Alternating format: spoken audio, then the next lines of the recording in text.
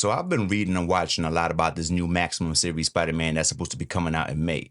And it's definitely a toss-up. I've been seeing a lot of people saying that it's worth it, and I'm seeing a lot of people saying that it's really a money grab and they're really not with it, so it can go either way. Honestly, I can feel both sides of the fence, and depending on what day it is, determines like how I'm feeling at the moment. One day I'm like, yeah, I need that.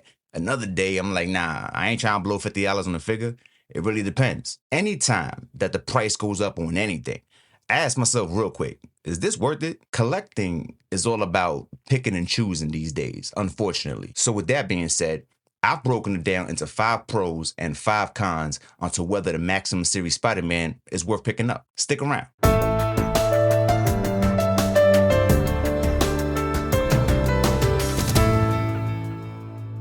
Over 30 points of articulation. So this particular Spider-Man is a little bit different than the previous Spider-Mans that Hasbro's been releasing. This one is supposed to have over 30 points of articulation, which is more than the 22 points that we used to getting with the normal Marvel Legends that we're picking up right now. It's kind of hard to tell, but I feel like some of the new articulation may come from the fingers, which is pretty cool because that's something that I'm used to getting like with Hot Toys and stuff like that. I can also see from those promotional images that this particular Spider-Man looks very articulate. You know, a lot of the poses that they putting him into are those classic poses that I'm used to seeing him in.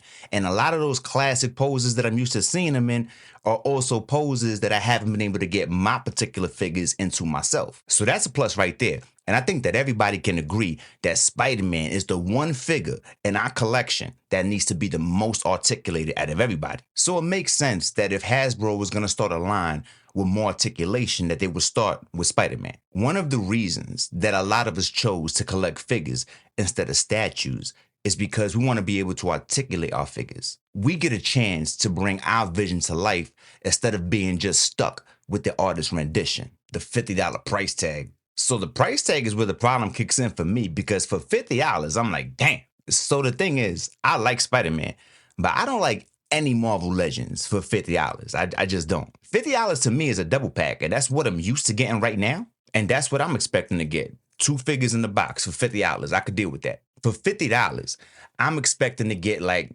Luke Cage and Iron Fist, some accessories, a couple of extra hands, something like that. That's what I'm checking for $50. Then we have deluxe figures. And for those, I'm used to paying like $34.99, $39.99 at the highest right there. And that's what I'm used to paying for like a bigger body deluxe figure. $50 was tough for a deluxe figure too. Even if you look at a figure like Odin that was going for like $50, $60 sometimes, depending on where you got him from. A lot of people was already saying at that price range, they was like, yo, I like Odin, but I don't like him for like $50, $60 for that, I'll leave him right there. I mean, I got Odin myself, but the only reason I got Odin is because I paid $35 for him at Target. I would not pay $60 or even $50 for Odin. I just can't. When you start hitting that $50 range for Marvel Legends, you really start taking it to another level right there.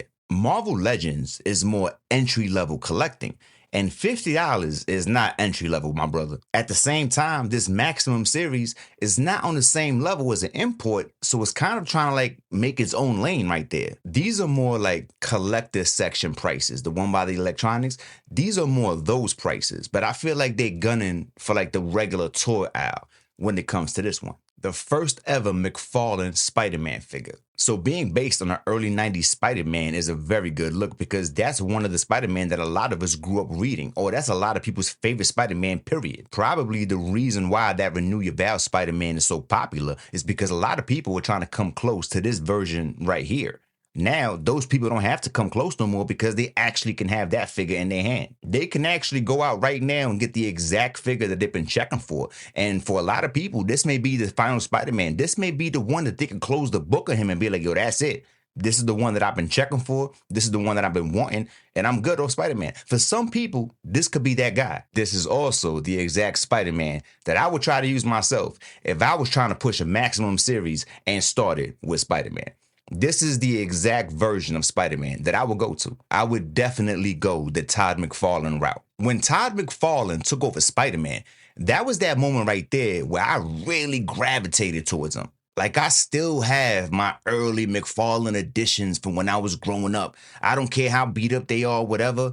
I still have these in my collection because this is where it got pivotal for me. This is where right here I was like, yo, Spider-Man is bananas. This cover right here, This is everything. McFarlane made Spider-Man look extra cool, even down to the spaghetti webbing, all that. McFarlane really made that come to life. That made like so much of a difference. And then plus the poses that McFarlane was drawing him in was something that we wasn't even used to at that time. Like the poses that he was putting him in were like unrealistic, but then his comic books, it's already unrealistic, right? So the articulation that he had in those comic books, it was like, yo, Spider-Man is bananas. Before that, like in The Amazing Spider-Man, he looked regular, just swinging. That wasn't the case with McFarlane. And those are the poses that we used to seeing Spider-Man in right now, to this day. A lot of artists have drawn Spider-Man from time to time, but McFarlane took Spider-Man and actually made him his own and put his stamp on it. It's not gonna be for every collector. The flip side of the coin is that not everybody is going to fit that category. A lot of older and younger collectors may have a whole different image in their brain of how they feel and think that Spider-Man should look. Spider-Man goes way back, and there's a lot of people who may prefer the old school version of Spider-Man. And then you may have a lot of younger people who may prefer even newer versions of Spider-Man that passed the McFarlane era. This generation may prefer Miles Morales over Peter Parker because that's where we at right now. Spider-Man has a really big fan base because he's that big of a character and because the Spider-Verse is that deep.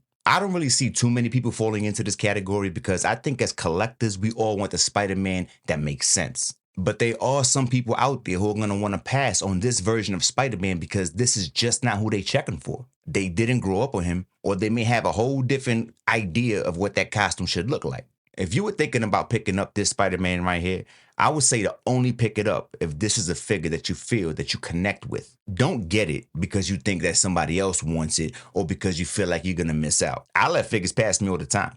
And if I didn't grow up with this particular version of Spider-Man, I would let this one pass me too. This figure is loaded with accessories. So this Maximum Series Spider-Man is going to come with a whole bunch of accessories, webbings, and extra hands. And I'm guessing that's where they're justifying this being double the price tag of what we're used to a Marvel Legends being. Now, I do love the accessories, and I find it refreshing that they're giving us a whole bunch of new things that we never had before. Because if they were just throwing back a whole bunch of accessories that we're used to getting, I would be like, yo, that's whack right there. To me, if you're going to start something new, then everything got to be new. And these are really the accessories that Spider-Man should have been coming with from years ago, if you ask me. Even the clear stand that comes with him is something that I'm a fan of, but not for nothing, that's something that's coming regular in other toy lines right now in standard figures. Like Jada Toys has been giving us those plastic stands with all the Street Fighter figures, and those are not even deluxe figures. Mega Man figures come with clear stands. And at this point, I feel like they're trying to sell us something new when it's been old. It's just new to Hasbro. I do like the hands and I do like the web shooters,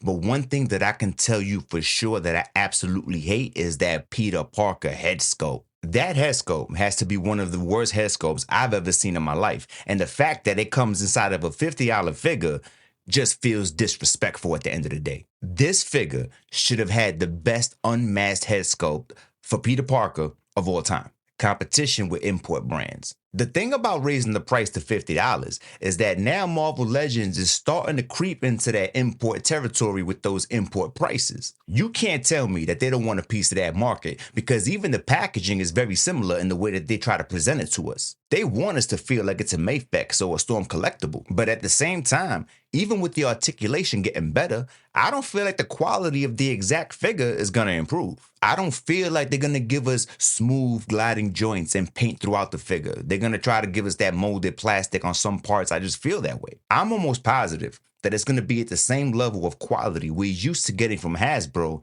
but at double the price. Accessories are cool and all that, but I feel like Hasbro may be trying to present this to us as better quality when in fact it's just the same figures that we're used to, just in a different box. Incredible for toy photography. People who collect for photography purposes are probably going to love this figure, and they're probably going to say that this is a must-have because of the articulation. Even for people who display their figures dynamically, this figure is really going to set itself apart from the other figures on the display because of the way you can pose them and the things that you can get away with. I can see a lot of toy photographers wanting to pick up this figure for that reason alone. People who like to post their figures on Instagram are gonna love this one too. Plus, it's Spider-Man. So once you put him in the right pose, you already know he's gonna catch a whole bunch of eyes. Hasbro knew what they were doing when they picked Spider-Man for this figure, because not for nothing, I would have did the same thing too. Spider-Man is like the most popular character, the best-selling character, and the most recognizable character that's out. Whoever's taking pictures using this figure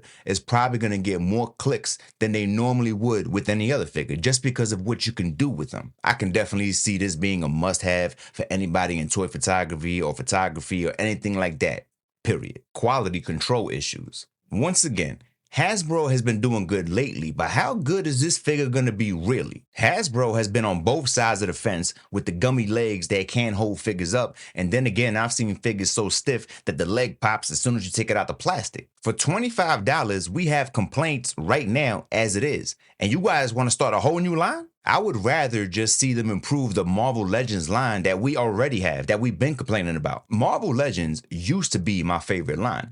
But even with all the improvements that they've been making, I still don't feel like it's been enough. DC Multiverse and McFarlane Toys have really been stepping up to the plate, and every day I find myself buying more and more of their figures over Marvel Legends. I feel like DC Multiverse and Todd McFarlane have been listening to the feedback that we've been given, and they're making improvements little by little without criticism. I used to really dislike DC Multiverse figures because I felt like in one sense they were like action statues, and the fact that the sculpt was there, but the articulation just wasn't. Like they could only like move their hands so much. They look good, but you couldn't really pose them. That's how they used to be to me. I think in the second half of 2024, and now definitely in 2025, they've been making a lot of the improvements that we've been asking for. We're getting a lot less of those plastic capes, and now we're getting the capes with the soft goods. We even getting the bendy wires attached to them, so now we can make it look like the wind is really blowing through the cape, and we're getting that for $25. I like what they've done with the paint and how polished they look and how smooth they feel now, as opposed to how they used to look a few years ago.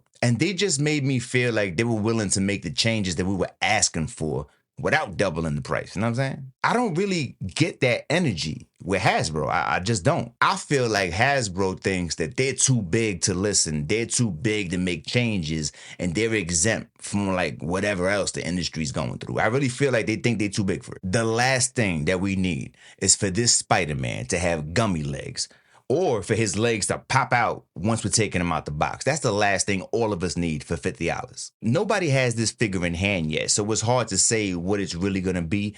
But me personally, I'm hoping that a higher price means a higher quality from Hasbro. I don't even know how much I trust them, because this figure will most likely never make the shelf, which means we're all gonna have to pay for it before we get to see it and feel it. And by the time we find out, it's too late. Collector's appeal and long-term value. So with this figure in particular, I can see the collector's appeal because we just don't know what's going to happen. This Maximum Series line could be one and done, and then we could really see the Spider-Man go through the roof in the future. At the same time, this could be the beginning of a line that really takes off, and then the first figure or the first few figures can be the hardest figures out the line to get. The fact that he's Spider-Man also plays into it, because people may want this Spider-Man who aren't normal collectors just because they want to get their hands on it. So now there's even less to go around. So now we might have more hands in the pot than we usually have. Once anything becomes scarce, people who should never be interested in it all of a sudden start getting interested in it. So now it's going to become even more scarce. All of these things can increase the value of this figure.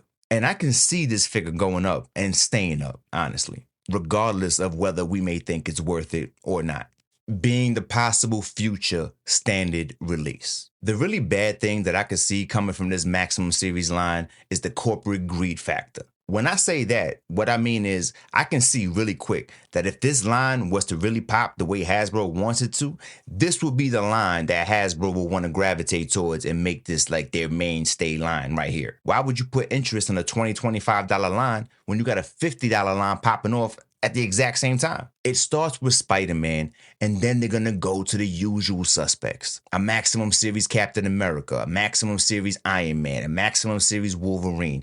And to be honest with you, I just don't want to go down that rabbit hole with them. If they were to start a line with characters that we haven't gotten like that, or characters that were in need of a serious upgrade, then maybe that's something I can get behind. But to go through the usual lineup of the people that I have to go through almost every year just so they can get their money back at $50 a pop to get some extra accessories, I'm not really with that. I don't want to do that.